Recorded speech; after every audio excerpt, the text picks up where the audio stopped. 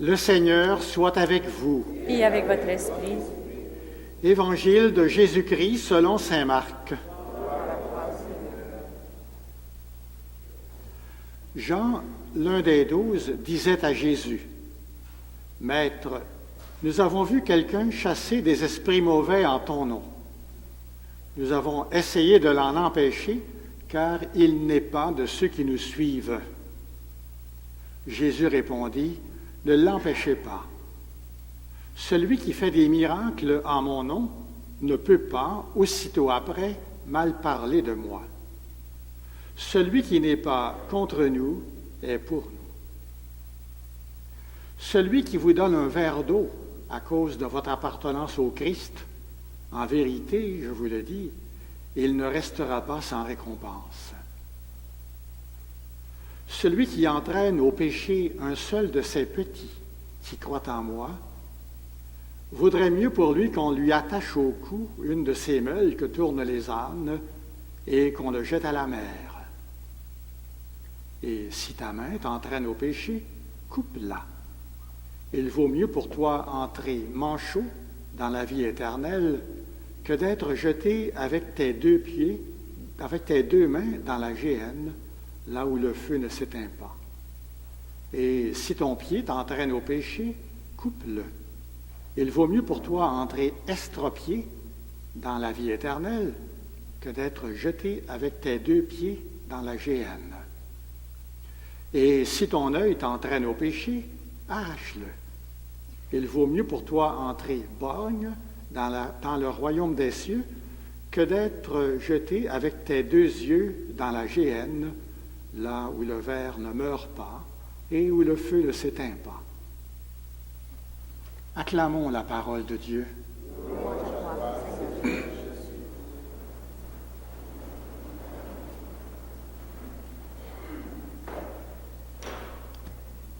Mes amis,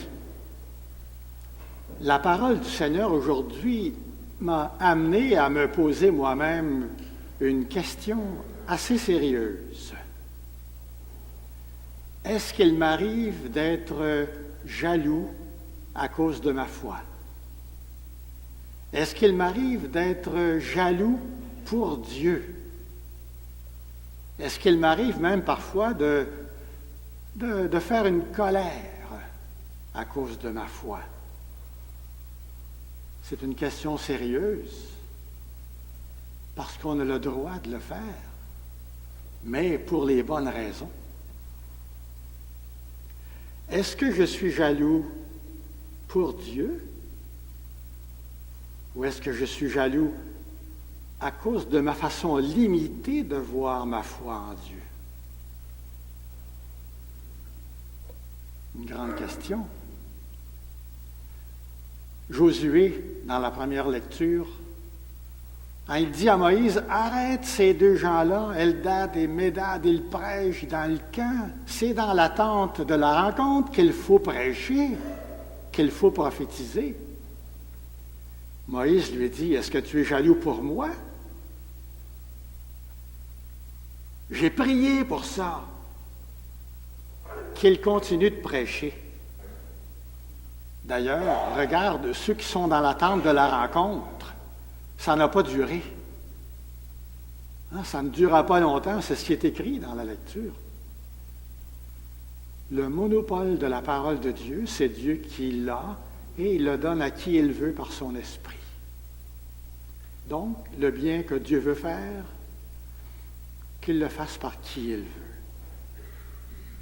Jean, dans l'Évangile,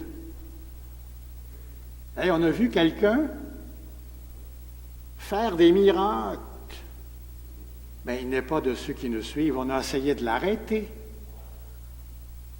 Jésus dit, Jean, est-ce que tu es jaloux pour moi ou pour toi, dans le fond? Jean, il dit, il n'est pas de ceux qui nous suivent. Qui ça, nous? C'est Jésus que nous suivons.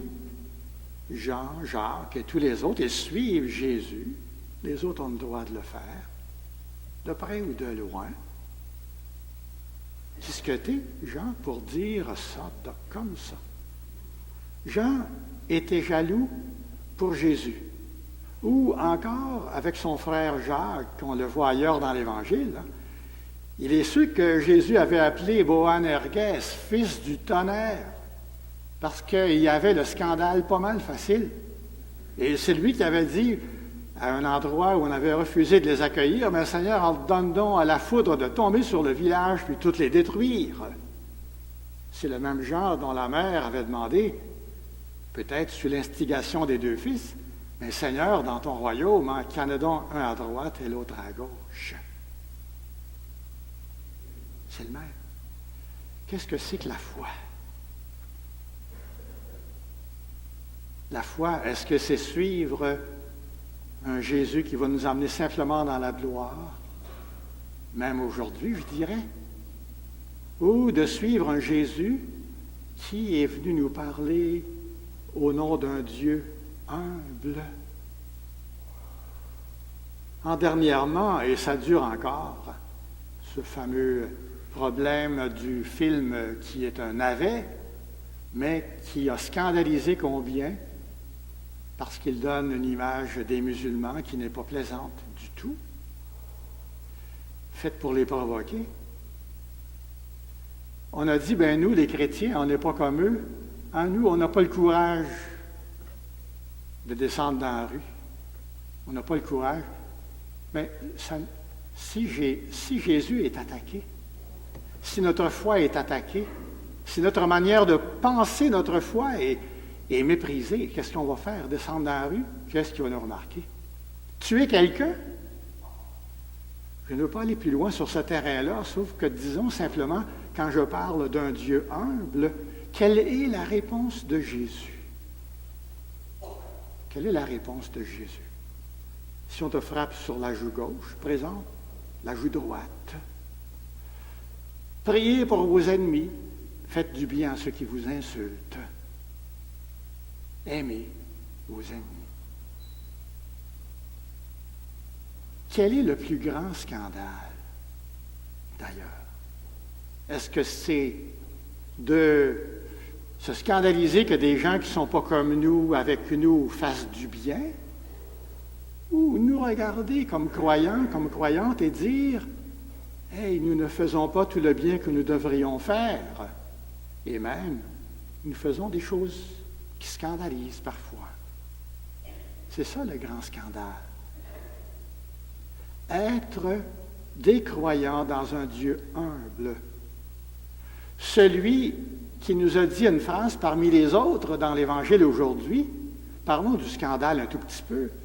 Jésus, quand il parle du scandale, ça veut dire qu'il nous amène à la pointe de l'attention, à la pointe de l'amour, à la pointe du respect pour les autres.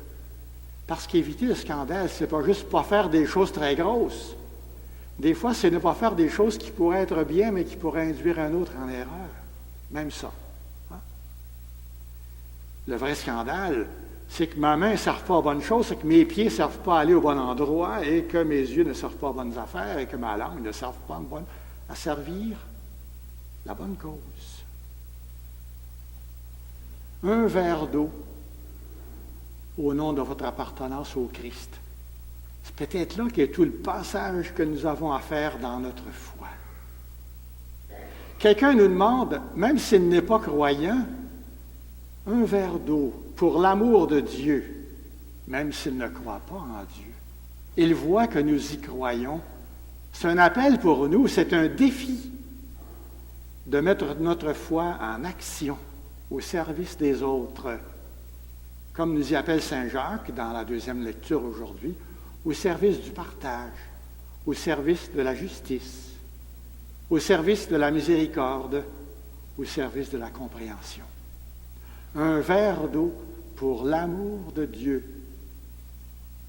Demande-toi pas si celui qui te demande croit en Dieu, demande-toi si toi tu y crois et tu dis j'y crois, donc il faut que je vois quoi faire, quelle va être ma réponse.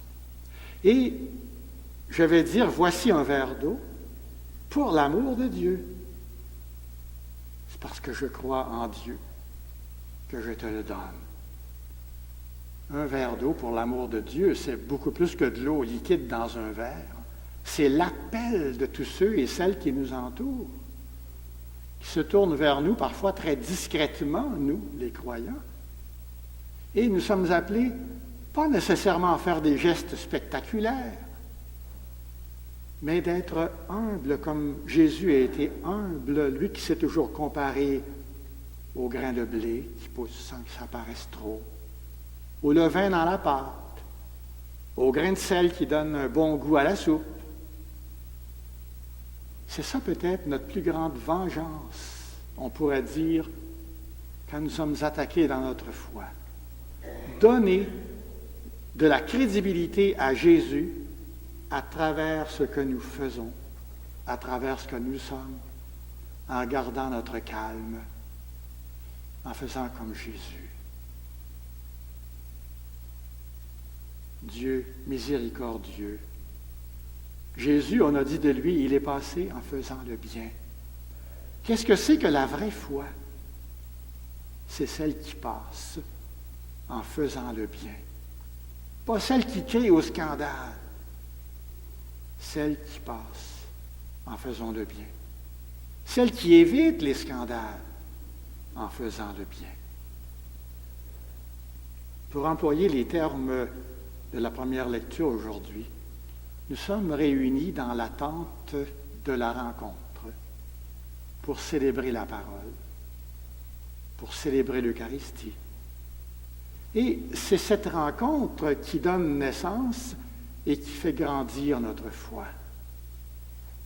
C'est cette rencontre qui nous donne ensuite la foi, le courage, l'audace d'aller avec Eldad et Médad, le monde ordinaire en dehors, proclamer dans le camp qui est le lieu de notre vie de tous les jours. C'est là que le Seigneur nous a plantés, c'est là que nous devons fleurir, c'est là que nous devons produire, c'est là que nous sommes appelés à témoigner d'un Dieu humble, tendre, miséricordieux, qui nous dit, énervez-vous pas avec les situations qui vous entourent, mais semez-y la bonne parole. Semez-y votre témoignage. Semez-y l'espoir. Semez-y l'espérance. Et tout ça va grandir parce que, comme tous les croyants, vous avez reçu l'Esprit qui va vous permettre de le faire, de répandre la bonne nouvelle, chacune de vous, à votre façon.